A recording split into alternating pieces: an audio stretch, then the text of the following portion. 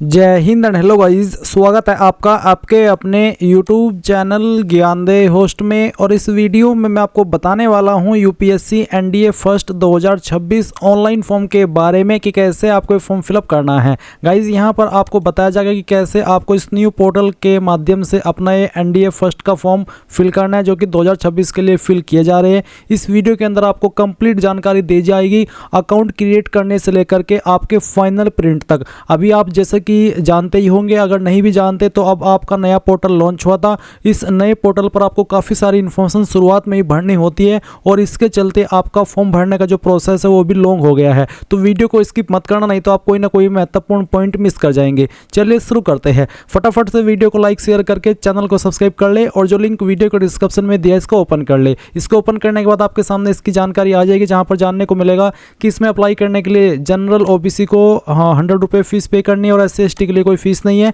ना ही all category female के लिए कोई फीस है। फॉर्म आप लोग 10 दिसंबर से लेकर के 30 दिसंबर 2025 तक भर पाएंगे। फिर आप यहां पर जानेंगे कि इसमें अप्लाई करने के लिए क्या क्वालिफिकेशन चाहिए। बेसिकली 12वीं पास या फिर 12वीं अपेयरिंग कैंडिडेट इसमें अप्लाई कर सकते हैं। एंड गाइज यहां पर आपका सिलेक्शन प्रोसेस दिया है, आपका एग्जाम पैटर्न दिया है। ये सभी जानकारी चेक करने के बाद आप थोड़ा सा नीचे आएंगे तो अगर आपको फोटो सिग्नेचर अपलोड करने में कोई इशू आता है तो ये वीडियो आप वॉच कर लेना, जो कि मैंने तब बनाई थी जब 2025 के अंदर न्यू पोर्टल लॉन्च हुआ था और उस वक्त काफ़ी सारे कैंडिडेट को फोटो सिग्नेचर अपलोड करने में प्रॉब्लम फेस हुई थी। तो एक बार इस वीडियो को वॉच कर लेना। अभी अगर आप इसमें अप्लाई करने के लिए एलिजिबल है तो आप इंपॉर्टेंट लिंक के सेक्शन में आएंगे और अप्लाई ऑनलाइन लिंक ओपन करेंगे।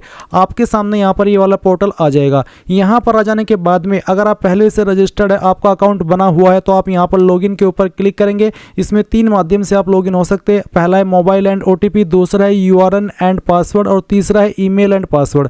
तो अगर आपका जो नंबर आपने रजिस्टर किया था उसका एक्सेस आपके पास है, वो अभी आपके पास है, तो आप मोबाइल नंबर यहाँ पर डालेंगे, ये कैप्चा कोड फिल करेंगे, सेंड OTP करेंगे, आपके नंबर पर OTP सेंड किया जाएगा। जैसे ही आप OTP डाल करके सबमिट करेंगे तो आप इसमें लॉगिन हो जाएंगे। और फिर आप इस वीडियो को स्किप करके वहाँ से देखिए जहाँ से रजिस्ट्रेशन करने के बाद में मैंने अप्लाई करने का प्रोसेस बताया है। बट गाइज अगर आप फ्रेशर है, आपने इस वेबसाइट का इस्तेमाल करके कोई भी फॉर्म नहीं भरा, पहली बार आप ये फॉर्म भरने वाले हैं, तो आपको पहले अकाउंट क्रिएट करना होगा और जो आपकी बाकी की इन्फॉर्मेशन है अकाउंट क्रिएट करते समय वो भी देनी होगी। तो इसके लिए आप यहाँ पर क्रिएट अकाउंट एंड लॉगिन के नीचे जो क्रिएट अकाउंट है इसके ऊपर क्लिक करेंगे और फिर आपके सामने कुछ ऐसा इंटरफेस आएगा। यहाँ पर आ जाने के बाद आप इसके ऊपर टिक करेंगे और फिर आप प्रोसीड फॉर अकाउंट क्रिएशन इसके ऊपर क्लिक करेंगे। अब आप यहाँ पर आपकी ईमेल आईडी एंटर करेंगे जो कि आप रजिस्टर करना चाहते हैं। उस ईमेल आईडी को आपको दोबारा डाल करके वेरीफाई करना है। यहाँ पर ये कैप्चा कोड डालना है, इसके ऊपर टिक करना है और गेट OTP यहाँ पर क्लिक करना है। अब गाइज जो आपने अभी ईमेल आईडी रजिस्टर की है उसके ऊपर एक OTP गया होगा, आपको ईमेल चेक करनी है, OTP मिल जाएगा। जैसे ही OTP मिल जाए आप यहाँ पर डालेंगे और वेरीफाई ईमेल के ऊपर क्लिक करके इसको वेरीफाई कर देंगे। अब आप यहाँ से ओके करेंगे। ओके करने के बाद सेम वे में आप आपका नंबर वेरीफाई करेंगे। तो पहले नंबर यहाँ पर डाल दीजिए और फिर उसको दोबारा डाल करके वेरीफाई कीजिए, कैप्चा कोड फिल कीजिए, यहाँ पर टिक कीजिए और गेट OTP के ऊपर क्लिक कीजिए। इसके बाद में आपके नंबर के ऊपर भी OTP जाएगा, आप यहाँ पर उसको डाल दीजिएगा और वेरीफाई मोबाइल नंबर इसके ऊपर क्लिक करके इसको वेरीफाई कर दीजिएगा। अब आप यहाँ पर एक न्यू पासवर्ड अपना बनाएंगे। पासवर्ड आपका कैसा हो उसका एग्जाम्पल आप यहाँ पर देख लीजिए। पासवर्ड के अंदर इंग्लिश का कैपिटल लेटर कम से कम 1, स्मॉल लेटर कम से कम 1, इसके बाद में कोई एक स्पेशल कैरेक्टर और साथ ही डिजिट, कुछ इस तरह का पासवर्ड आप यहाँ पर बना लेंगे जिसमें तीनों चीज़ें होनी चाहिए। साथ ही साथ आपके पासवर्ड की लेंथ यहाँ पर 8 से 16 कैरेक्टर के बीच में होनी चाहिए। तो जो मैंने डेमो दिया है आपको पासवर्ड का, उसके आप उसको ध्यान में रखते हुए आप यहाँ पर पासवर्ड डालेंगे, उसको दोबारा डाल करके वेरीफाई करेंगे और फिर क्रिएट पासवर्ड के ऊपर क्लिक करेंगे। क्रिएट पासवर्ड पर क्लिक करने के बाद आप देखेंगे congratulation you have successfully created your account. अब आप यहाँ से ओके कर देंगे। इसके बाद कंटिन्यू टू लॉगिन यहाँ पर क्लिक करेंगे। अब आप यहाँ पर आपका मोबाइल नंबर डालेंगे जो कि अभी आपने रजिस्टर किया है, ये कैप्चा कोड डालेंगे और सेंड OTP के ऊपर क्लिक करेंगे। इसके बाद में आपके नंबर के ऊपर OTP जाएगा, वो OTP यहाँ पर डाल करके वैलिडेट OTP इसके ऊपर क्लिक कर दीजिए। अब गाइज आप यहाँ पर आपके डैशबोर्ड में आ जाएंगे, जैसे कि आप वीडियो में देख सकते हैं। आप यहाँ पर लॉग आउट और आपका registered email address and number देख पा रहे हैं। अभी आपको क्या करना है, आप यहाँ पर यूनिवर्सल रजिस्ट्रेशन इसके ऊपर क्लिक करेंगे। अब गाइज आपके सामने यहाँ पर कुछ ऐसा इंटरफेस आएगा जैसे कि आप वीडियो में देख सकते हैं। यहाँ पर आपको जो आपका नाम फिल करना है, अगर आपके नाम में 3 वर्ड है जैसे कि फर्स्ट नेम, मिडिल नेम और लास्ट नेम, तो आप यहाँ पर कैसे भरेंगे उसका एग्जाम्पल आपको दिया है। अगर आपके नाम में 2 वर्ड है तो आप फुल जो नेम है उसमें फर्स्ट नेम भरेंगे और मिडिल नेम खाली छोड़ देंगे and then last name enter करेंगे। और अगर आपके नाम में सिर्फ आपका सिंगल नेम है तो आप यहाँ पर सिर्फ फर्स्ट नेम भरेंगे, मिडिल नेम और लास्ट नेम खाली छोड़ देंगे। इसके बाद आप यहाँ पर आपकी जो 10वीं की इन्फॉर्मेशन है वो आपको 10th के सर्टिफिकेट के अकॉर्डिंग भरनी है और जो नंबर आप यहाँ पर दे रहे हैं या जो आपने दिया है वो आधार के साथ में लिंक होना चाहिए। तो आप प्रोसीड फॉर यूनिवर्सल रजिस्ट्रेशन इसके ऊपर आप क्लिक कर दीजिए। इसके ऊपर क्लिक करने के बाद अब यहाँ पर सबसे पहले आपको आपका फर्स्ट नेम एंटर करना है। अगर मिडिल नेम है तो जैसे कि मैंने कहा आप डाल देंगे, नहीं तो खाली छोड़ देंगे। फिर जो आपका लास्ट नेम है वो आपको यहाँ पर एंटर कर देना है। उसके बाद आप यहाँ पर इसको जो नाम आपने भरा है अगेन डाल करके वेरीफाई करेंगे, पहले फर्स्ट नेम फिर मिडिल नेम और उसके बाद में लास्ट नेम। फिर आप देखेंगे जेंडर, तो जो भी आपका जेंडर है वो आपको सेलेक्ट कर लेना है, उसको दोबारा सेलेक्ट करके वेरीफाई करना है एंड देन जो आपकी डेट ऑफ बर्थ है वो भी आपको यहाँ पर एंटर करनी होगी। ये डेट ऑफ बर्थ भी आप आपके 10th के सर्टिफिकेट के अकॉर्डिंग ही एंटर कीजिएगा, उसको आपको यहाँ पर दोबारा से डाल करके वेरीफाई कर देनी है। ये एंटर करने के बाद देखेंगे फादर फुल नेम, तो जो आपको आपके पिताजी है उनका नाम आपको यहाँ पर एंटर करना है। पूरा नाम आप यहाँ पर एंटर कीजिएगा, उसको दोबारा डाल करके वेरीफाई कर दीजिएगा एंड देन आपकी जो माताजी है उनका नाम आपको यहाँ पर एंटर करना है, इसको दोबारा डाल करके वेरीफाई कर देना है। इसके बाद आप यहाँ पर गार्जियन नेम, तो आपके गार्जियन कोई भी हो सकते हैं, जैसे कि आपके फादर या फिर ब्रदर या फिर आपकी बहन, कोई भी हो सकते हैं। तो जो भी है वो आप यहाँ पर एंटर कर दीजिएगा। उसके बाद में देखेंगे कंफर्म गार्जियन नेम, तो अगर आप गार्जियन नेम दे रहे हैं तो आप यहाँ पर उसको दोबारा डाल करके वेरीफाई कर देंगे और अगर आप नहीं दे रहे तो खाली छोड़ दीजिए और उसके बाद नेक्स्ट एंड रिव्यू इसके ऊपर क्लिक कीजिए। अब जो आपने इन्फॉर्मेशन भरी है वो आपके सामने है, आप इन सभी को चेक कर लेंगे और अगर आपको लगता है कि कोई जानकारी गलत हो गई है तो आप एडिट के ऊपर क्लिक करके एडिट कर लेना, नहीं तो सबमिट कर दीजिएगा। यहाँ पर बोला है कि do you want to submit your identity profile detail, क्या आप इसको सबमिट करना चाहते हैं? अगर हाँ तो आप यहाँ पर यस कर देंगे, फिर ये डिटेल्स आपकी सबमिट हो जाएगी। अब आपसे यहाँ पर पूछा है select from where you completed 10th class matriculation equivalent board examination, आपने आपकी 10वीं कहाँ से की है, इंडिया या फिर आउटसाइड इंडिया, जहाँ से भी की है वो आप सिलेक्ट कर लीजिए। अगर इंडिया तो इंडिया सेलेक्ट करने के बाद में यहाँ पर आपको बताना है कि आपने कौन सी स्टेट से आपकी 10वीं की है, फिर आपको यहाँ पर आपकी स्टेट को दोबारा सेलेक्ट करके वेरीफाई करना है। फिर है 10th class matriculation board name, तो बेसिकली आपको बताना कि किस बोर्ड से की है, तो जो भी बोर्ड नेम है आपका सेलेक्ट कर लीजिए, उसको दोबारा सेलेक्ट करके वेरीफाई कर लीजिए। किस साल के अंदर आपने पास कर ली थी वो आपको यहाँ पर एंटर करना है, दोबारा से इस ईयर को आपको यहाँ पर डाल करके वेरीफाई करना होगा। फिर आप यहाँ पर देखेंगे passing certificate number as per 10th class certificate, basically आपको आपका सर्टिफिकेट नंबर डालना है, 10वीं का आपको सर्टिफिकेट चेक करना है, उसके ऊपर आपको ये सर्टिफिकेट नंबर मिल जाएगा, तो उसको दोबारा डाल करके आप यहाँ पर वेरीफाई कर देना। उसके बाद में आप 10वीं का जो भी रोल नंबर था वो आप यहाँ पर एंटर करेंगे, इसको दोबारा डाल करके आप यहाँ पर वेरीफाई कर देंगे। फिर 10th class matriculation equivalent certificate issue date, यानी कि जो आपका सर्टिफिकेट है कब जारी हुआ था वो डेट आपको यहाँ पर एंटर करनी है। ये डेट भी आपको आपके सर्टिफिकेट के ऊपर ही देखने को मिल जाएगी, इसको दोबारा डाल करके आप यहाँ पर वेरीफाई कर दीजिएगा। इसके बाद आप यहाँ पर देखेंगे grade system as per board certificate, यानी कि आपका जो नंबर था 10वीं का वो किसके अंदर था, CGPA या फिर आपको बोला है certificate only require a pass and where marks not given, यानी कि अगर आपके सर्टिफिकेट में मार्क्स नहीं दिए गए थे, जिन्होंने कोरोना टाइम में किए थे और उनको सिर्फ सर्टिफिकेट मिला है तो वो ये वाला ऑप्शन सेलेक्ट कर सकते हैं। और अगर आपके नंबर परसेंटेज में है तो आप यहाँ पर परसेंटेज मार्क्स ये वाला ऑप्शन सेलेक्ट कर लीजिएगा और उसके बाद में जो आपकी परसेंटेज थी वो आप यहाँ पर डाल दीजिएगा। इसके बाद आप यहाँ पर आप 10th का सर्टिफिकेट अपलोड करेंगे, जिसका साइज 50 से 300 KB के बीच में होना चाहिए और फॉर्मेट PDF का रहना चाहिए। साथ ही साथ जो आप फाइल को नाम देंगे वो आप देंगे बोर्ड_ सर्टिफिकेट, और ये जो फाइल है वो PDF के फॉर्मेट में अपलोड करनी है। तो अगर आपकी फाइल इमेज के अंदर है तो आप उसको PDF में कैसे अपलोड करेंगे वो जान लीजिए। आप गूगल के अंदर आएंगे और सर्च करेंगे इमेज टू PDF, ये सर्च करने के बाद पहले वाली वेबसाइट ओपन कर लेंगे, सिलेक्ट JPG इमेज के ऊपर क्लिक करेंगे और जो आपका 10th का सर्टिफिकेट है वो फाइल सिलेक्ट करके वो यहाँ पर ओपन कर लेंगे, कन्वर्ट टू PDF पर क्लिक करेंगे, डाउनलोड PDF के ऊपर क्लिक करके इस फाइल को डाउनलोड कर लेंगे और उसके बाद में आप यहाँ पर इसमें जो फाइल नेम है वो देंगे बोर्ड_ सर्टिफिकेट, जैसे कि आप यहाँ पर वीडियो में देख सकते हैं, मैं इसको हाईलाइट कर दे रहा हूँ। तो ये नाम आपको फाइल का देना है और जैसे ही आप यहाँ पर फाइल सिलेक्ट कर लेंगे, जैसे कि अगेन मैं आपको दिखाता हूँ सिलेक्ट करके, चलिए मैं यहाँ पर आता हूँ, मैंने इसको जो नाम है वो दिया है ये वाला, फिर मैं इसको ओपन करता हूँ और आप देखेंगे कि आपकी फाइल अपलोड हो चुकी है। आप प्रीव्यू के ऊपर क्लिक करके इसको व्यू भी कर सकते हैं। फिर आप यहाँ पर नीचे इसके ऊपर टिक करेंगे और नेक्स्ट एंड रिव्यू इसके ऊपर क्लिक करेंगे। अब जो आपने इन्फॉर्मेशन यहाँ पर भरी है वो आपके सामने है, आप सभी इन्फॉर्मेशन चेक कर लीजिए और जब आपको लगे कि यहाँ सभी इन्फॉर्मेशन सही है तो आप यहाँ पर सबमिट कर देंगे और यहाँ से यस कर देंगे। यस करने के बाद ये इन्फॉर्मेशन आपकी सेव हो जाएगी। अब आपसे पूछा है has Aadhaar card been issued to you, क्या आपका आधार कार्ड रिसीव आपको हो चुका है, आपके पास है? Yes I have Aadhaar card and consent to verification through virtual ID, या फिर I don't want to proceed with Aadhaar verification. और पहला है कि yes I have been issued Aadhaar card and consent to proceed for verification. तो अगर आपके पास आधार है और आप उसके माध्यम से कंसेंट देना चाहते हैं अपना, तो इसके ऊपर टिक कर दीजिएगा। फिर जो आधार नंबर है वो यहाँ पर डाल दीजिएगा, एक कैप्चा कोड फिल कीजिएगा और गेट आधार ओटीपी इसके ऊपर क्लिक कीजिएगा। गाइज जैसे ही आप आधार ओटीपी वेरीफाई कर देंगे तो आप अगले इंटरफेस पर आएंगे। पर यहाँ पर अगर आपके पास आधार नहीं है या फिर आप यहाँ पर आधार वेरिफिकेशन नहीं करना चाहते, I don't want to proceed with Aadhaar verification, आप ये माध्यम सेलेक्ट कर लेंगे और उसके बाद में नेक्स्ट के ऊपर क्लिक करेंगे। फिर आप यहाँ पर कोई एक अन्य आईडी भी दे सकते हैं। जो कैंडिडेट यहाँ पर आधार कार्ड की इन्फॉर्मेशन न देकर के किसी और आईडी से आगे बढ़ रहे हैं, उनको एग्जाम सेंटर पर नॉर्मल कैंडिडेट से 1 घंटा पहले पहुंचना होगा। तो जो भी आप दे रहे हैं वो आप यहाँ पर सिलेक्ट कर लीजिए इनमें से आईडी, फिर उसका नंबर यहाँ पर डाल दीजिए और उस आईडी को आपको यहाँ पर अपलोड कर देना है, जिसका फॉर्मेट जेपीजी का रखा है और साइज 20 से 200 KB के बीच में होना चाहिए। गाइज यहाँ पर जो आप आईडी अपलोड करेंगे उसका जो नाम देना है फाइल का, वो आपको ID_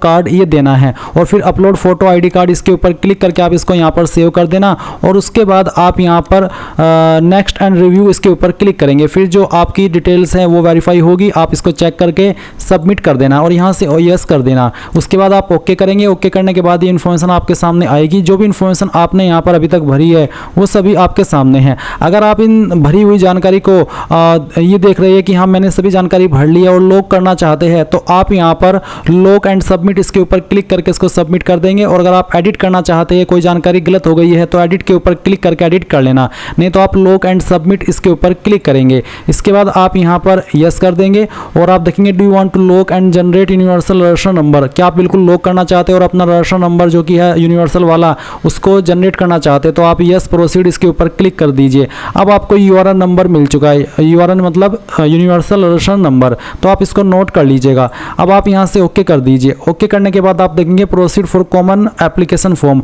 अब गाइज आप यहाँ पर कॉमन एप्लीकेशन फॉर्म की जानकारी भरेंगे। इसके लिए आपको proceed for common application form इसके ऊपर क्लिक करना है। इसके ऊपर क्लिक करने के बाद आप यहाँ पर जो आपकी पर्सनल प्रोफाइल है पहले उसकी जानकारी भरेंगे। मैंने पहले से ही इस वेबसाइट के ऊपर OTR करके रखा है, इसलिए मेरी जानकारी यहाँ पर पहले से भरी हुई है और मैं यहाँ पर आपकी सहूलियत के लिए अपनी जानकारी को एडिट करके दिखाऊंगा कि कहाँ पर आपको क्या जानकारी भरनी है, ताकि आप बहुत ही अच्छे से अपनी इस जानकारी को भर सके। तो चलिए मैं यहाँ पर एडिट के ऊपर क्लिक करता हूँ। जब आप पहली बार OTR कर रहे होंगे तो आपको यहाँ पर कुछ ऐसा इंटरफेस देखने को मिलेगा, जहाँ पर आपको सबसे पहले बताना है पैलेस ऑफ बर्थ, जिसमें कि पूछा कि is your palace of birth in India और अब्रोड, यानी कि क्या आप इंडिया के निवासी या फिर आउटसाइड इंडिया, तो आप इंडिया सेलेक्ट कर लेंगे। उसके बाद आपको आपकी स्टेट सेलेक्ट करनी होगी और उसके बाद फिर जो आपकी डिस्ट्रिक्ट है वो भी आप सिलेक्ट कर लेंगे। देन यहाँ पर आपको आपके विलेज, टाउन, सिटी जो भी है उसका नाम डालना है, आपके पोस्ट ऑफिस का नाम यहाँ पर फिल करना है, फिर यहाँ पर आपका जो भी पिन कोड है वो आपको डाल देना है।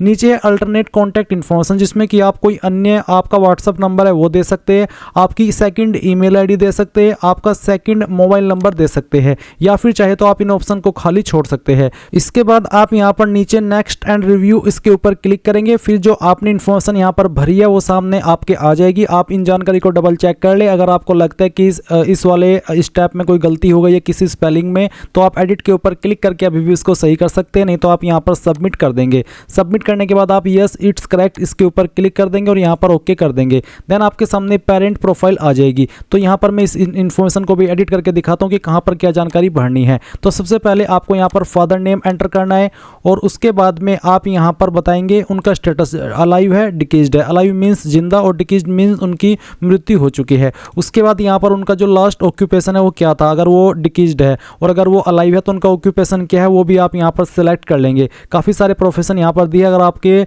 पिता का प्रोफेशन यहाँ पर है तो आप सिलेक्ट कर लेंगे, नहीं तो आप यहाँ पर सेल्फ एम्प्लॉयड या अदर्स का ऑप्शन सेलेक्ट कर सकते हैं। उसके बाद नेशनलिटी में आपको सिटीजन ऑफ इंडिया सेलेक्ट कर लेना है अगर आप इंडियन हैं। फिर आप यहाँ पर बताएंगे state to which your father originally belonged, यानी कि कौन सी स्टेट के आपके फादर निवासी थे वो स्टेट आपको सेलेक्ट कर लेनी है। फिर कौन सी डिस्ट्रिक्ट के निवासी थे वो डिस्ट्रिक्ट भी आपको सेलेक्ट करनी होगी। एंड देन नीचे आपको सेम वे में आपकी माताजी का जो डिटेल है वो देना है, जिसमें कि आप माता का जो नाम है वो एंटर करेंगे और यहाँ पर उनका जो स्टेटस है बताएंगे कि अलाइव है या फिर डिकीज्ड है। इसके अलावा उनका ऑक्यूपेशन क्या है वो आप सेलेक्ट कर लेंगे। जितने भी प्रोफेशन यहाँ पर दिए गए इनमें से कोई भी एक profession, home maker means housewife, तो जो भी है प्रोफेशन आपकी माता जी का वो आप सेलेक्ट कर लेना। फिर उनकी एनुअल इनकम अगर कोई है, आपका प्रोफेशन होम मेकर के अलावा कुछ और है तो आप उनकी एनुअल इनकम यहाँ पर भर देंगे जितनी भी है, नहीं तो आप यहाँ पर 0 लिख देंगे। फिर नेशनलिटी के अंदर आप सिटीजन ऑफ इंडिया सेलेक्ट कर लेंगे और इसके बाद में यहाँ पर बताएंगे कौन सी स्टेट की निवासी है आपकी माता जी और फिर कौन सी डिस्ट्रिक्ट की निवासी है वो भी आप यहाँ पर सेलेक्ट कर लेंगे। इसके बाद गाइज आप नेक्स्ट एंड रिव्यू इसके ऊपर क्लिक करेंगे। आपके द्वारा भरी गई जानकारी यहाँ पर आ चुकी है। आप इन जानकारी को डबल चेक कर ले। जब आपको लगे कि हाँ ये सभी इन्फॉर्मेशन सही है जो मैंने भरी है, तब आप सबमिट के ऊपर क्लिक करके यस अपडेट इसके ऊपर क्लिक कर देंगे। फिर यहाँ पर ओके करने के बाद आपके सामने आएगी आपकी सोशल कैटेगरी प्रोफाइल। तो चलिए मैं यहाँ पर इसको भी एडिट करके दिखाता हूँ। तो आपके सामने यहाँ पर सबसे पहले सिलेक्ट कम्युनिटी का ऑप्शन आएगा। तो जो भी आपकी कास्ट कैटेगरी है जैसे कि एसटी, ओबीसी, अनरिजर्व्ड यानी कि जनरल या फिर ईडब्ल्यूएस, अगर मान लीजिए आप एसटी है तो आप एसटी सेलेक्ट कर लेंगे। उसके संबंध में आपको बोला कि upload a valid and readable copy of the caste certificate issued by the competent authority as evidence, यानी कि आपको कास्ट सर्टिफिकेट अपलोड भी करना होगा जो कि रीडेबल हो, यानी कि ऐसा ना हो कि जो आपने अपलोड किया है उसमें डिटेल सही से समझ में ना आ रही हो। It will be subject to physical verification if incorrect evidence is uploaded the reason shall stand cancelled, यानी कि जब आपका डॉक्यूमेंट वेरिफिकेशन होगा उस वक्त कोई भी इसमें गलती पाई गई तो आपका फॉर्म रिजेक्ट कर दिया जाएगा, आपका कैंडिडेचर रद्द कर दिया जाएगा। इसलिए सही डिटेल यहाँ पर आपको देनी होगी। अब आता है यहाँ पर सर्टिफिकेट नंबर। तो जो भी आपका कास्ट सर्टिफिकेट है उसके ऊपर जो नंबर है वो यहाँ पर आपको डालना है। मैं आपको अगेन बता दूं कि आपका कास्ट सर्टिफिकेट सेंट्रल का बना होना चाहिए। फिर यहाँ पर है ऑफिस ऑफ इश्यूइंग अथॉरिटी, यानी कि जिस अथॉरिटी ने आपका जो सर्टिफिकेट है वो जारी किया है वो ऑफिस कहाँ पर है, उस ऑफिस को यहाँ पर आपको बताना होगा। तो अगर मैं डेमो के लिए या फिर एग्जाम्पल के लिए आपको बताऊं कि जो मेरा सर्टिफिकेट है वो तहसीलदार ने जारी किया है, तो आप यहाँ पर ऑफिस ऑफ इश्यूइंग अथॉरिटी में तहसीलदार ऑफिस लिख सकते हैं। या फिर अगर आपका सर्टिफिकेट एसडीएम ने जारी किया है, डीएम ने जारी किया है, मजिस्ट्रेट ने जारी किया है, किसी और पोस्ट के अधिकारी ने जारी किया, तो जहाँ पर भी उसका ऑफिस है उस ऑफिस का जो एड्रेस है वो आप यहाँ पर लिख सकते हैं। फिर आता है डेजिग्नेशन ऑफ इश्यूइंग अथॉरिटी, यानी कि किस पोस्ट के अधिकारी ने इसको जारी किया है। ये सर्टिफिकेट आपका generally tehsildar, deputy revenue officer not below the rank of tehsildar या फिर सब डिविजनल ऑफिसर, इन पोस्ट के अधिकारी द्वारा जारी होता है। तो अगर आपके सर्टिफिकेट के ऊपर हिंदी में लिखा है पोस्ट के अधिकारी का नाम, तो आप उसको इंग्लिश में कन्वर्ट करके जो भी पोस्ट बनती है वो पोस्ट आप यहाँ पर सेलेक्ट कर लीजिएगा। उसके बाद कौन सी स्टेट के द्वारा जारी हुआ है वो स्टेट आप सेलेक्ट कर लेंगे। किस डेट में आपका सर्टिफिकेट जारी हुआ है वो डेट भी आपको यहाँ पर एंटर कर देनी है, जो भी आपकी डेट है।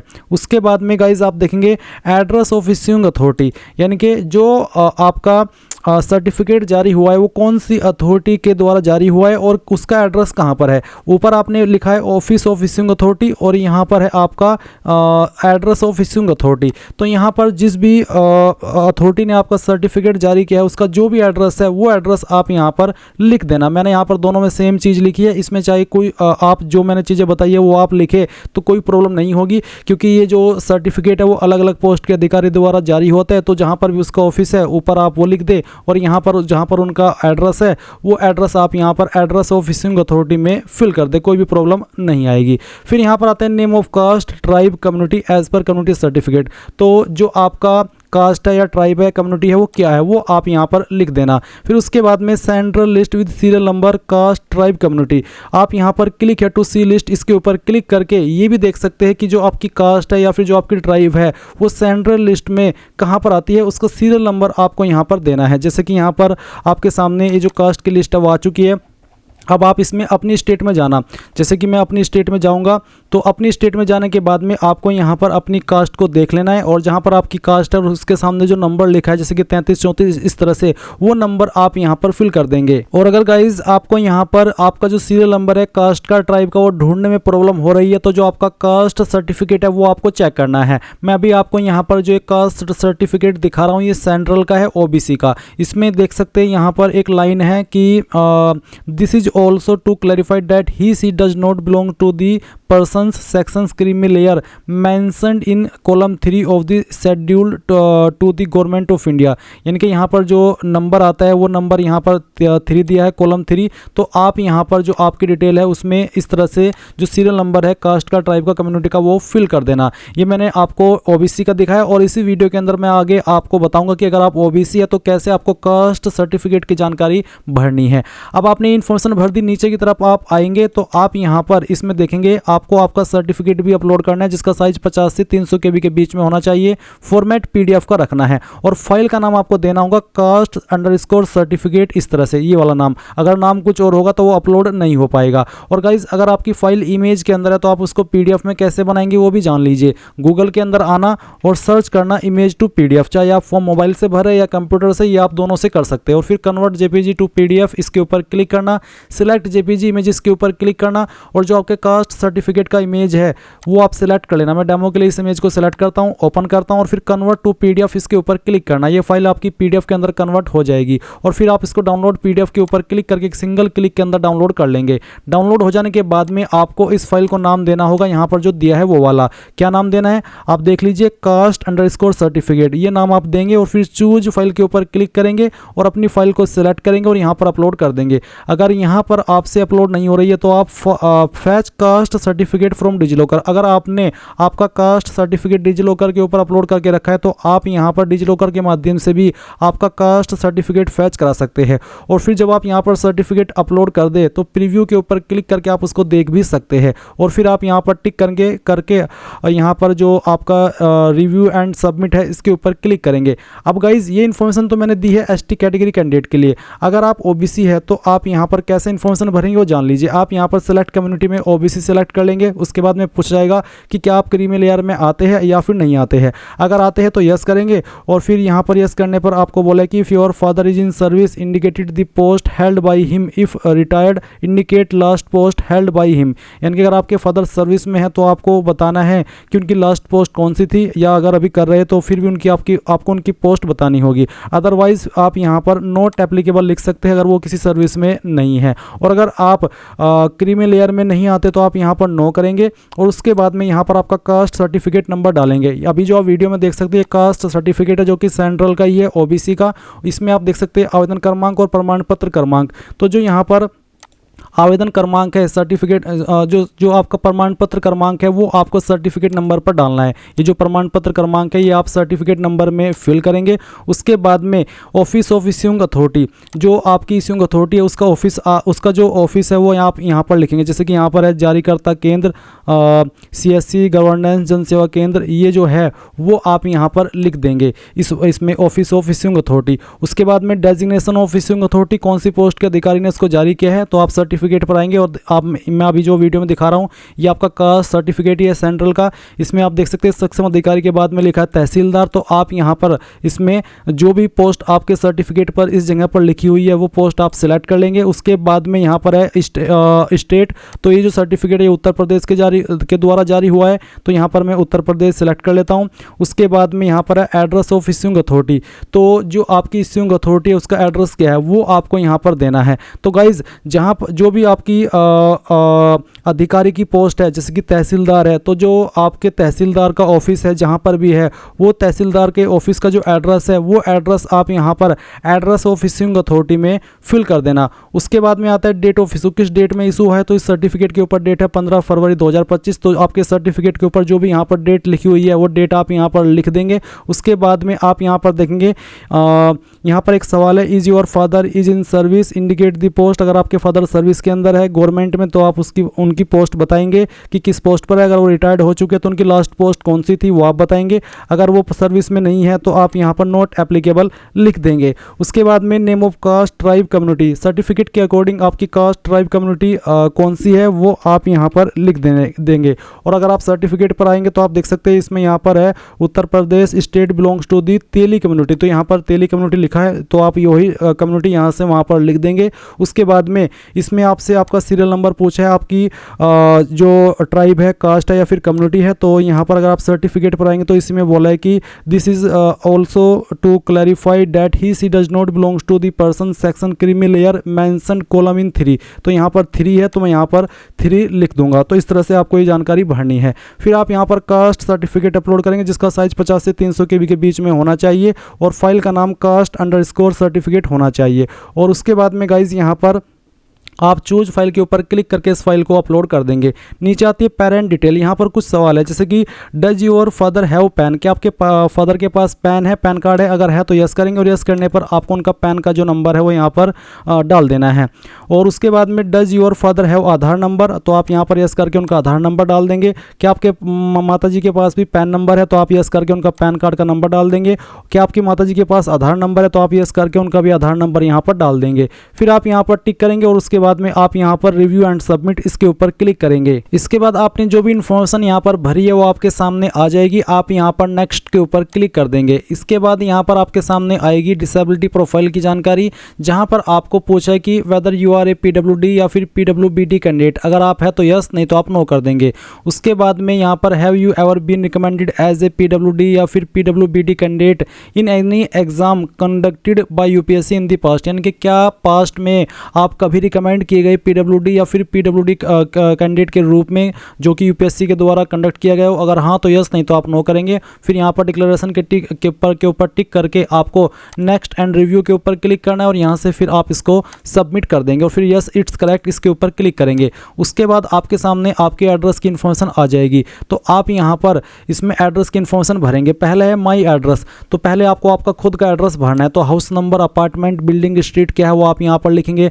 आपकी स्टेट आपको यहाँ पर सेलेक्ट कर लेनी है। आपकी होम डिस्ट्रिक्ट आपको सेलेक्ट कर लेनी है। फिर आपका विलेज, टाउन, सिटी क्या है वो आपको यहाँ पर भर देना है। फिर आपका पिन कोड यहाँ पर आपको डालना है। आपका पोस्ट ऑफिस यहाँ पर लिख देना है। नीचे एक लाइन है कि is your permanent address same as correspondence address, यानी कि क्या आपका परमानेंट एड्रेस और जो आपका प्रेजेंट एड्रेस है वो सेम है? अगर हाँ तो यस, नहीं तो आप नो कर देंगे। यस करने पर आप नीचे देखेंगे आपका परमानेंट एड्रेस दिया गया है। तो परमानेंट एड्रेस में अगर आपका यहाँ पर नहीं आता तो आप खुद से हाउस नंबर, आपका स्टेट, आपका डिस्ट्रिक्ट, आपका विलेज, टाउन या फिर सिटी और उसके बाद में पिन कोड और आपका पोस्ट ऑफिस डाल देंगे। उसके बाद आप नेक्स्ट के ऊपर क्लिक करेंगे। नेक्स्ट के ऊपर क्लिक करने के बाद यहाँ पर आता है फादर लास्ट एड्रेस। क्योंकि मेरे जो पिताजी है वो डिकीज्ड है, यानी कि उनकी मृत्यु हो चुकी है, इसलिए यहाँ पर लास्ट एड्रेस का ऑप्शन है।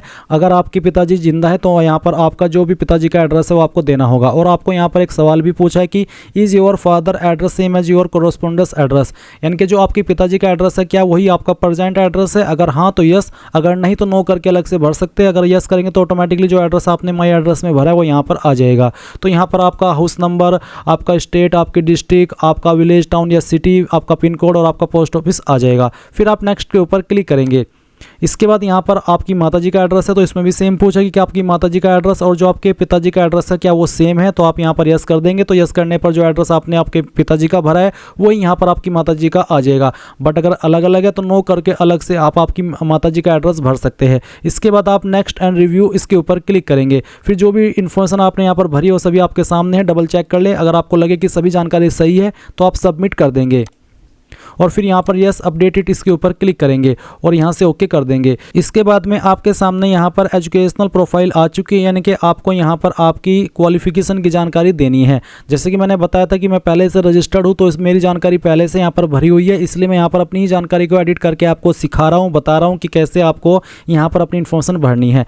तो यहाँ पर सबसे पहले आपको इसमें 12वीं की इन्फॉर्मेशन देनी होगी। तो आप देखेंगे इसमें कैसे देंगे। आप सिलेक्ट क्वालिफिकेशन लेवल में 10+2 सेलेक्ट कर लेंगे। उसके बाद में क्वालिफिकेशन लेवल स्टेटस में बताएंगे कि आप कंप्लीट कर चुके हैं या अभी आप कर रहे हैं। अगर अपीयरिंग आप सिलेक्ट करेंगे तो यहाँ पर आपको कुछ ऐसे ऑप्शन देखने को मिलेंगे जिसमें कि आपको select qualification pursuing state UT, यानी कि कहाँ से आप कर रहे हैं, किस स्टेट से कर रहे हैं वो स्टेट आपको बतानी होगी। फिर आपको यहाँ पर आपका जो एग्जामिनेशन बोर्ड नेम है वो बताना होगा। तो जो भी बोर्ड है जैसे कि CBSE, central board of secondary education, या फिर आपका कोई और बोर्ड स्टेट का जैसे कि UP board of high school and intermediate education, तो जो जो भी है वो आप सेलेक्ट कर लेना। उसके बाद स्कूल, इंस्टीट्यूट, कॉलेज नेम, तो जो भी आपके स्कूल का नाम है, कॉलेज का नाम है, वो आप यहाँ पर फिल कर देंगे खुद से। और फिर जो आपके पास 12वीं के अंदर सब्जेक्ट थे उन सब्जेक्ट के नाम आप यहाँ पर एक एक करके भरेंगे। आपको बोला है कि enter all your subject separated by commas, जैसे कि एग्जाम्पल भी इन्होंने दिया है, यानी कि आपको यहाँ पर सभी सब्जेक्ट को लिखना होगा कॉमा लगा करके, चाहे 5 थे चाहे फिर 4, जो भी आपके सब्जेक्ट थे वो आप यहाँ पर सभी लिख देंगे। उसके बाद आता है एंटर डेट ऑफ ज्वाइनिंग, यानी कि किस डेट में आपने 12वीं ज्वाइन की थी वो डेट आपको यहाँ पर बतानी है। अब अगर आपको एग्जैक्ट डेट मालूम नहीं है तो आप यहाँ पर एक जो एक्सपेक्टेड डेट होती है, जो अनुमानित डेट होती है कि हाँ यार उस टाइम पर मैंने ज्वाइन किया था, वो डेट आप यहाँ पर डाल सकते हैं, इसमें कोई भी प्रॉब्लम नहीं आएगी। तो जो भी आपकी ज्वाइनिंग डेट है वो आप यहाँ पर डाल देना। उसके बाद में enter expected date of completion, इनके कब तक आप कंप्लीट कर लेंगे उसकी एक्सपेक्टेड डेट, अनुमानित डेट आप यहाँ पर इसी तरह से भर देंगे जैसे कि आपने ज्वाइनिंग की डेट भरी है। उसके बाद में सिलेक्ट मीडियम ऑफ स्ट्रीम, आपका मीडियम ऑफ स्ट्रीम क्या है, हिंदी, कन्नड़, कश्मीरी, मैथिली, जो भी है वो आप सिलेक्ट कर लेना।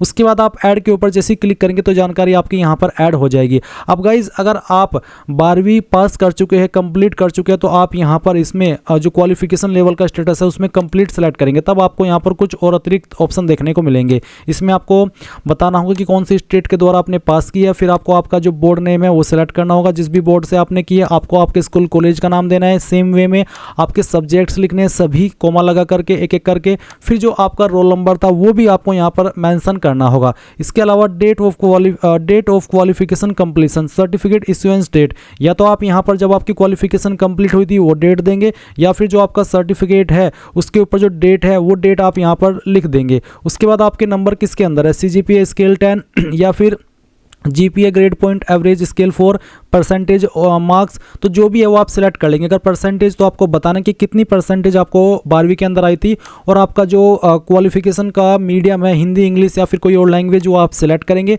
और ऐड के ऊपर क्लिक करके इसको ऐड कर देंगे। इसके बाद आप यहाँ पर देखेंगे कि जो आपकी 12वीं की इन्फॉर्मेशन है वो यहाँ पर आ जाएगी। एंड देन अगर आप कोई और क्वालिफिकेशन भी किए हो तो आप उसकी जानकारी भी यहाँ पर भर सकते हैं, नहीं तो आप यहाँ पर प्रीव्यू एंड नेक्स्ट इसके ऊपर क्लिक करेंगे। और फिर यहाँ पर गाइज आपको इसमें जैसे कि मैं अपनी जानकारी को एडिट करके बता रहा हूं, तो मैं यहाँ पर अपडेट के ऊपर क्लिक करता हूं, देन आप यहाँ पर यस इट्स करेक्ट इसके ऊपर क्लिक करके यहाँ से ओके कर देंगे। फिर यहाँ पर आपके सामने एम्प्लॉयमेंट एक्सपीरियंस प्रोफाइल आ जाएगी। इसमें यहाँ पर पूछा है have you ever been self employed, क्या आप कभी सेल्फ एम्प्लॉयड रहे हैं, कोई काम किया था आपने, अगर हाँ तो यस करने पर आपको बताना होगा। एंटर नेचर ऑफ एम्प्लॉयमेंट, किस तरह का आपका एम्प्लॉयमेंट था, मंथली इनकम कितनी थी, कब आपने स्टार्ट किया था आपका जो भी जॉब था वो, और फिर कब तक आपने किया था वो आप यहाँ पर बताएंगे। आर यू स्टिल वर्किंग में नो करके आप बता देंगे कि कब तक आपने किया था, और अगर आप करंटली काम कर रहे हैं तो आप यस कर सकते हैं। उसके बाद में ऑर्गेनाइजेशन का नाम, उस कंपनी का नाम जहां पर आपने काम किया था, और प्लेस ऑफ एम्प्लॉयमेंट कहां पर आपने काम किया था उसका एड्रेस भी आपको देना होगा, और ऐड के ऊपर क्लिक करना है। बट गाइज अगर आप नहीं देना चाहते, कोई छोटा मोटा काम किया था, तो आप यहाँ पर इस वाले ऑप्शन में नो कर देना, और फिर आप यहाँ पर नेक्स्ट के ऊपर क्लिक करेंगे। फिर आएगी एम्प्लॉयमेंट डिटेल, जहां पर पूछे have you ever been employed, क्या आप कभी किसी और जॉब में एम्प्लॉयड रहे हैं। अभी जो आपने इन्फॉर्मेशन भरी, ये भरी आपने सेल्फ एम्प्लॉयमेंट डिटेल की, जो आपने खुद से किया था, और यह एम्प्लॉयमेंट डिटेल वो वाला जहां पर आपने कहीं और जाकर के किसी और कंपनी के अंदर काम किया था। अगर आपने किया था तो आप यस करके उसकी जानकारी भी सेम तरीके से भर सकते कि आपका जो एम्प्लॉयर टाइप था वो किस तरह का था, central government, state government, PSU या फिर प्राइवेट, फिर किस पोस्ट पर रहकर के काम किया, मंथली सैलरी कितनी मिलती थी, साथ ही सेल्फ एम्प्लॉयमेंट टाइप नेचर आपको बताना होगा कि किस तरह का आपका काम था, अप्रेंटिस थी या part time, contract basis, ad hoc, temporary या परमानेंट। साथ ही enter detail of name of employer, या फिर जो आपकी कंपनी थी उसका नाम आप यहाँ पर लिखेंगे, कब आपने स्टार्ट किया था वो आप पीरियड फ्रॉम में लिखेंगे, और कब तक आपने किया था वो आप पीरियड 2 में डेट सेलेक्ट कर लेंगे। साथ ही आपका फील्ड क्या था, टीचिंग, नॉन टीचिंग, वो आप बताएंगे, और उसका जो एड्रेस है कंपनी का जहाँ पर आपने काम किया वो देंगे।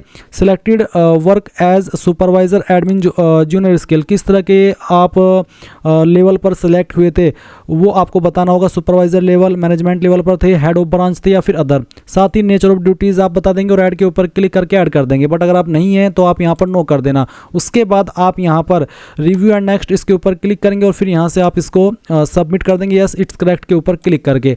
अब ओके करने के बाद में यहाँ पर आपके सामने अचीवमेंट्स का ऑप्शन आएगा। तो अगर कोई आपकी अचीवमेंट्स है तो आप यस करके उसकी जानकारी भर सकते हैं, जिस तरह की भी है, जैसे कि प्राइज, मेडल, स्कॉलरशिप, स्पोर्ट्स में या फिर पोजीशन। नहीं तो आप सिंपली नो करेंगे, नेक्स्ट एंड रिव्यूज़ के ऊपर क्लिक करेंगे और यहाँ से आप इसको ओके कर देंगे। इसके बाद गाइज आपके सामने आएगा प्रीवियस यूपीएससी एग्जामिनेशन प्रोफाइल। तो इसमें पूछा previous UPSC examination detail, have you ever appeared in any UPSC examination so for in previous year. क्या आपने अभी तक किसी यूपीएससी एग्जाम में अपीयर्ड हुए हैं? अगर आप हुए हैं तो आप यहाँ पर यस करेंगे और यस करने पर आप बताएंगे select name of examination recruitment test section, किस एग्जाम में या फिर रिक्रूटमेंट टेस्ट में आप अपेयर हुए हैं, किस साल के अंदर हुए हैं। आपका रोल नंबर देना होगा उस एग्जामिनेशन का। साथ ही पूछा कि whether appeared at the interview, क्या आप इंटरव्यू के अंदर भी अपेयर्ड हुए थे? अगर हाँ तो यस, नहीं तो आप नो करेंगे। Whether you were recommend for appointment, क्या आप अपॉइंटमेंट के लिए रिकमेंड किए गए थे? अगर हाँ तो यस, नहीं तो आप नो करेंगे। फिर पूछे हैव यू ज्वाइंड और बीन अपॉइंटेड, क्या आपने ज्वाइन किया था या फिर आप अभी भी अपॉइंटेड हैं? अगर हाँ तो यस, नहीं तो आप नो, यहाँ पर आप नो कर देंगे। बट गाइज अगर आप अपीयर नहीं हुए यूपीएससी के एग्जाम में अभी तक किसी भी साल में, तो आप यहाँ पर नो कर देंगे और नेक्स्ट के ऊपर क्लिक करेंगे। फिर एट डिपार्टमेंट डिटेल, क्या आपको किसी एग्जाम में से निकाला गया है, ब्लैक लिस्ट किया गया यूपीएससी के द्वारा? अगर हाँ तो यस करके उसकी जानकारी देंगे, नहीं तो आप नो करके यहाँ पर नेक्स्ट एंड रिव्यूज के ऊपर क्लिक करके यहाँ से आप इसको सबमिट करेंगे और यहाँ से यस कर देंगे। अब गाइज यहाँ पर आपके सामने आता है फोटो एंड सिग्नेचर का सेक्शन। तो फोटो का जो साइज है वो 20 से 200 KB के बीच में होना चाहिए और फॉर्मेट JPG का रहना चाहिए और आपका जो फेस है वो 75% दिखना चाहिए। और आपको यहाँ पर गाइडलाइंस भी दी गई है, आप देख लीजिए कि इस तरह का फोटो एक्सेप्ट होगा और जो नीचे फोटो दिए गए हैं ये इस तरह के रिजेक्ट कर दिए जाएंगे, इसलिए आपको ध्यान में रखते हुए फोटो अपलोड करना है। तो आप चूज फाइल के ऊपर क्लिक करेंगे, यहाँ पर आपको okay I understand and accept इसके ऊपर क्लिक करना है और फिर जहाँ पर भी आपकी फोटो फाइल है वो फोटो फाइल आपको यहाँ पर सिलेक्ट कर लेनी है। चलिए मैं आपको यहाँ पर अपलोड करके दिखाता हूँ ताकि आपको फोटो अपलोड करने में कोई भी प्रॉब्लम फेस न करनी पड़े। तो गाइज यहाँ पर मैंने ये फाइल सेलेक्ट की और आप देख लीजिए कि इस तरह से मेरे सामने मेरी फाइल का प्रीव्यू आ चुका है। मैं यहाँ से इसको ओके कर देता हूँ और ओके करने के बाद आप देखेंगे कि कोई भी एरर नहीं आया और मेरा फोटो यहाँ पर अपलोड हो चुका है। मैं आपको यहाँ पर एक चीज़ बता दूँ कि मैंने जब आपके जो फोटो है और सिग्नेचर है ये अपलोड किए थे और उस वक्त जो इशू आए थे उसके संबंध में एक वीडियो बनाई हुई है। अगर आपको जो लिंक मैंने वीडियो के डिस्क्रिप्शन में दिया है आप इसको ओपन करेंगे तो आपको यहाँ पर इस जगह पर वीडियो देखने को मिलेगी। आप जब इस वीडियो को वॉच करेंगे तो आपको अच्छे से समझ में आ जाएगा कि कैसे आपको अपना फोटो अपने फ़ोन से या फिर अपने सिस्टम से बनाना है। और इस वीडियो के अंदर बहुत ही अच्छे से मैंने एक्सप्लेनेशन दी है कि कैसे आप अपना फ़ोटो बहुत ही सावधानी से, बहुत ही ईजी वे में बना पाएंगे, जिससे कि आपका फ़ोटो रिजेक्ट नहीं होगा, अपलोड हो जाएगा और कोई भी एरर नहीं आएगा। फ़ोटो का साइज़ कम हो जाता है तो ज़्यादा कैसे करना है, ज़्यादा हो जाता है तो कम कैसे करना है, ये सब डिटेल आपको इस वीडियो के अंदर मिल जाएगी। तो आप एक बार इस वीडियो को वॉच कर लेना अगर आपको फ़ोटो अपलोड करने में कोई भी इशू आए। इसके बाद आप सिग्नेचर अपलोड करेंगे। आपको ये चीज़ का भी ध्यान रखना है कि आपको फोटो की जो फाइल नेम है उसका नाम फोटो रखना है और जो सिग्नेचर है उसका नाम सिग्नेचर रखना है। साइज आपको यहाँ पर मेंशन किया ही गया है। तो आप यहाँ पर आप सिग्नेचर अपलोड करेंगे तो चूज फाइल के ऊपर क्लिक कीजिए। इस तरह से आपको यहाँ पर गाइडलाइन देख लेनी कि किस तरह के सिग्नेचर एक्सेप्ट होंगे और किस तरह के रिजेक्ट होंगे। फिर आप okay I understand and accept इसके ऊपर क्लिक करेंगे और जहाँ पर आपका सिग्नेचर है वो सिग्नेचर भी आपको यहाँ पर सिलेक्ट कर लेना है। चलिए सिग्नेचर आप सिलेक्ट कीजिए, ओपन कीजिए। ओपन करने के बाद में आपको यहाँ पर जो आप इंस्ट्रक्शंस है वो ये है कि 20 से 100 KB के बीच में होना चाहिए। तो अगर साइज कम ज़्यादा होगा तो भी आपका सिग्नेचर अपलोड नहीं हो पाएगा। तो यहाँ पर गाइज मैंने अगेन अपना फोटो को एडिट करके सिलेक्ट किया है जो कि सिग्नेचर का है और मैं ओके करता हूँ। ओके करने के बाद आप देख सकते हैं कि यहाँ पर सिग्नेचर आ चुका है। तो गाइज जैसे ही आपके फोटो सिग्नेचर अपलोड हो जाए तो आप यहाँ पर गो टू डैशबोर्ड इसके ऊपर क्लिक करेंगे। अब आपके सामने यहाँ पर इस तरह का इंटरफेस आएगा जैसे कि आप वीडियो में देख सकते हैं। यहाँ पर आ जाने के बाद में आपको एग्जामिनेशन के सेक्शन पर आकर के अप्लाई एग्जाम इसके ऊपर क्लिक करना है। और इसके बाद गाइज आप यहाँ पर देख सकते हैं कि NDA और CDS की वैकेंसी यहाँ पर ऐड कर दी गई है। आप यहाँ पर जैसे कि NDA पर अप्लाई कर रहे हैं तो आप अप्लाई के सेक्शन पर क्लिक करेंगे और इसके बाद में यहाँ पर जो इन्फॉर्मेशन अभी आपने भरी है वो सभी आप व्यू के ऊपर क्लिक करके व्यू कर सकते हैं। तो सभी इन्फॉर्मेशन आप व्यू करेंगे।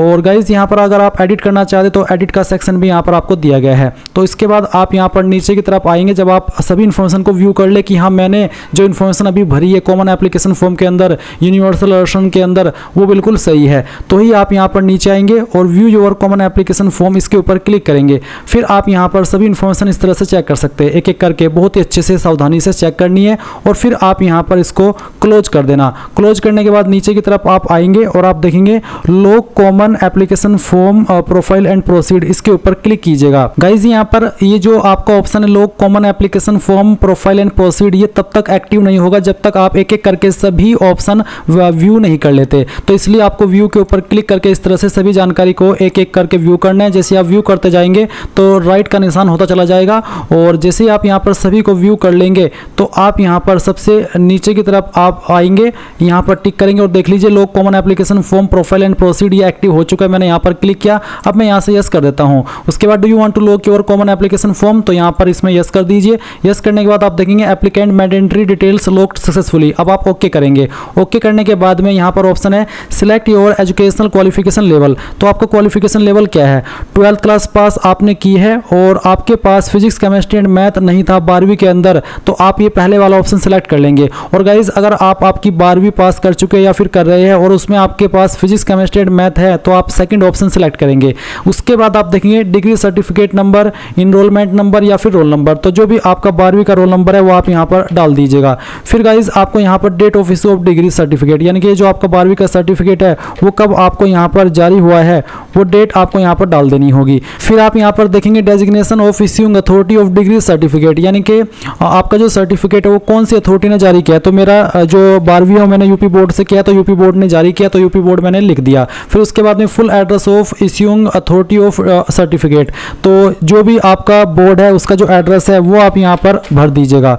तो मैंने यहाँ पर शॉर्ट में लिखा है, आप चाहे तो डिटेल में भी लिख सकते हैं। उसके बाद में आप देखेंगे सर्टिफिकेट, तो आपको सर्टिफिकेट अपलोड भी करना है, साइज 50 से 300 KB के बीच में होना चाहिए और सर्टिफिकेट का नाम होना चाहिए फाइल का secondary underscore board underscore certificate, ये वाला जो कि मैं आपको हाईलाइट करके दिखा रहा हूँ, ये फाइल नेम आपको देना है। तो चलिए मैं यहाँ पर अपलोड डिग्री सर्टिफिकेट इसके ऊपर क्लिक करता हूँ और फिर यहाँ पर जो सर्टिफिकेट है हमारा वो फाइल सेलेक्ट करते हैं, ओपन करता हूँ और उसके बाद अपलोड डिग्री सर्टिफिकेट के ऊपर क्लिक करेंगे, यहाँ से यस कर देंगे और आपकी फाइल इस तरह से अपलोड होगी। आप प्रीव्यू के ऊपर क्लिक करके इसको व्यू भी कर सकते हैं। अब आप नीचे देखेंगे वेदर स्टूडेंट ऑफ सैनिक मिलिट्री स्कूल, क्या आप सैनिक या फिर मिलिट्री स्कूल के स्टूडेंट हैं? अगर हाँ तो यस, नहीं तो नो करेंगे। फिर पूछे है whether ward of JCO NCO rank, अगर आप है तो आप यहाँ पर यस करिए, नहीं तो आप नो कर दीजिए। फिर नेक्स्ट एंड रिव्यू के ऊपर क्लिक कीजिए। अब यहाँ पर आपको प्रेफरेंस देनी है, तो आप जिसको प्रेफरेंस देना चाहते हैं उसके सामने आप, जैसे कि मुझे नेवी को पहली प्रेफरेंस देनी है तो मैं इसमें 1 लिखूंगा, आर्मी में को मुझे सेकंड देनी तो यहाँ पर 2, एयरफोर्स को तीसरी तो 3,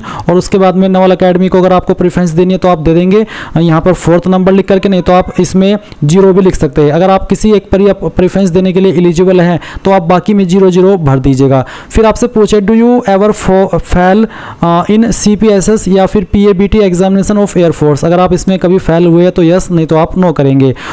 उसके बाद आप देखेंगे would you like to be considered for air force GDO, अगर आप एयरफोर्स GDO के लिए भी कंसिडर कराना चाहते हैं अपने आप को तो यस करना, नहीं तो आप नो कर सकते हैं, ये आपकी चॉइस के ऊपर डिपेंड करता है। फिर आप review and next and review इसके ऊपर क्लिक करेंगे। इसके बाद जो इन्फॉर्मेशन आपने भरी ये वाली आपके सामने आएगी। अब आप नेक्स्ट एंड सबमिट के ऊपर क्लिक करके यहाँ से यस कर दीजिएगा। उसके बाद में आप यहाँ पर यस करेंगे और यस करने के बाद देखेंगे योर सर्विस प्रेफरेंस जो सक्सेसफुली सबमिटेड। अब आप ओके कर दीजिए। ओके करने के बाद में यहाँ पर आपके सामने इस तरह से डिक्लेरेशन है, आप आपका एग्जाम सेंटर कहाँ रखना चाहते हैं वो आपको यहाँ पर एंटर कर देना है, यानी कि आपको आपकी सिटी चॉइस देनी है सेंटर की। उसके बाद आप आएंगे नेक्स्ट एंड रिव्यू इसके ऊपर क्लिक करेंगे और फिर गाइज आप यहाँ पर सबमिट के ऊपर क्लिक करके I have read the declaration and agree इसके ऊपर क्लिक करेंगे। देखेंगे your examination centre details and application for the national, ये आपका सक्सेसफुली सबमिट हो चुका है। अब आप ओके करिए। ओके करने के बाद आप देखेंगे कि आपका फॉर्म भरा जा चुका है। तो गाइज फाइनली इतनी मेहनत के बाद में ये फॉर्म भरा जा चुका है, मुझे काफ़ी खुशी हो रही है क्योंकि मेरे खुद के पसीने छूट गए इस फॉर्म को भरते भरते। पता नहीं आपका तो क्या हाल होने वाला है। अब आप प्रिंट के सेक्शन पर क्लिक करेंगे। अगर आपके पास प्रिंटर नहीं है तो PDF के रूप में सेव कर लेना और बाद में प्रिंट कर लेना। तो चलिए हम यहाँ पर इसको